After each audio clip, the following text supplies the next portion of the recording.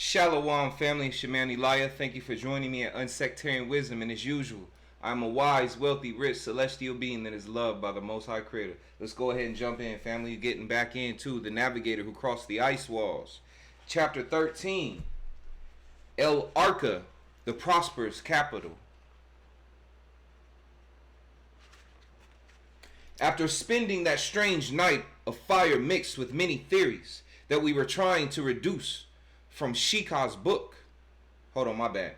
After spending that strange night of fire mixed with many theories that we were trying to deduce from Shikai's book, it was a very strange sensation that went... My bad, family. Started with this the last time. Okay. After spending that strange night of fire mixed with many theories that we were trying to deduce from Shikai's book, it was a very strange sensation that went from extreme to extreme. To think that we were a point far away from everything, and we had come to understand from one minute to another that we were the source, that conscious energy of the celestial lands that lived in each one of us, and also united us to the ancestral humans, and to all those who had lost their lives in each reset, manipulated and hidden. We began to spot birds fluttering around our ship, denoting that we were approaching land. Although we suspected it, we could not confirm it with the captain all the way. But the city that awaited us was again Arca, the modern capital of the ancestral republic. The first rain since we arrived in these lands began to fall very slowly. Just when I was beginning to think that in these latitudes there was no such phenomenon, the lights of the city were coming on in the distance. The immense city of Arca was an invitation to imagination and confidence that such a perfect and peaceful life could be possible also in the dark environment between the ice walls, without the control of the custodians or any intruder race among us. We also began to understand that simplicity was what made everything else great. Stepping on the grass with bare feet, the birds perching in the most modern harbor, the very rain that gave it a tinge of melancholy gray from the sadness of thinking that not all of humanity was going to be able to witness what our eyes were seeing right now. Even though we had lived through a furious attack and the most devastating we had ever seen, the immense city gave us the assurance that all would be well, that this could never fall. Millions of ancestors were living their lives as close to what we once dreamed of as children.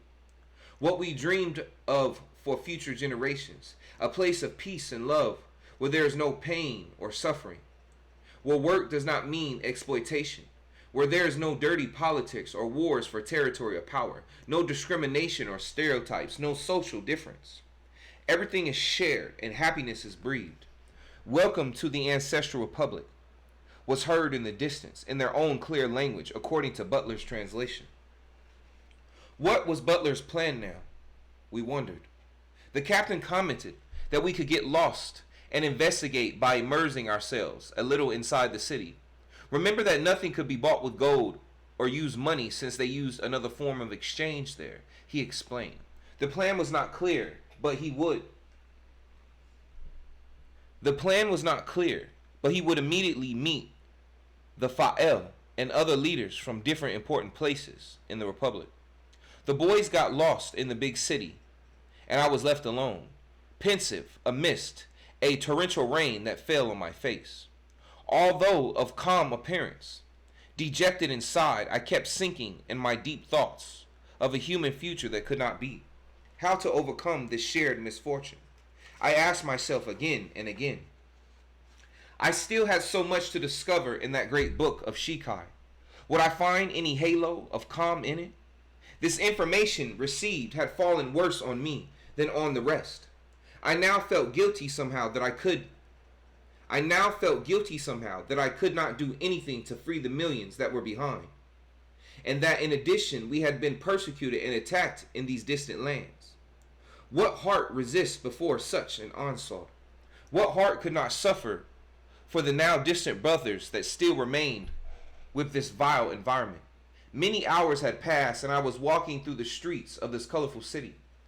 Some few people were crossing my path. I felt their understandable strange look. My way of dressing was not suitable for this Modernity. I felt like a caveman, even worse, if I had tried to talk to them, so I continued my way, only observing. Would they understand that we were brothers and shared the same suffering? And a myriad of questions crossed my mind at every step, and the few people I looked deeply in the eyes. One man even tried to talk to me, but I only managed to wave my hands, explaining that I did not understand what he was telling me. I only said Fa'el, as if to answer a name known to all, and this man pointed to a large building a few blocks away. There were not even puddles of water that accumulated. The whole system was perfectly functioning so that it did not generate any flooding. Modernity hit my face so many times that it was difficult to interpret. I dare not even mention the drawings that came out of the walls that projected humans interpreting the most beautiful melodies that sweeten the ears of passerbyers. It sounds like he was passing by commercials on the wall or ads.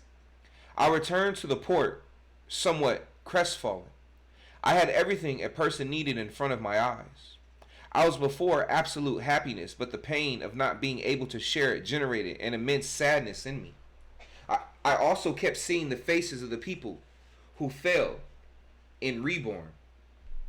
Butler was returning, driving a modern vehicle. When he saw me, he stopped it and invited me to get in. His face transmitted some joy. Then he commented to me, "William, we have not been able to get the Anakim to help us directly. It is understandable, you know. They do not want to risk their entire race again. But I know that they will help us in the long run. We have won this battle, and we do not believe that the custodians will attack these lands again for a long time. We gave them a lesson that our technology is still more alive than ever. They tested us, and I assure you that they came back with fear." Then he continued explaining to me, with some questions that I could ask on our way to the port of El Arca. Apparently the Guardians were not aware of the technology that had been developing the ancestral public in the last 100 years.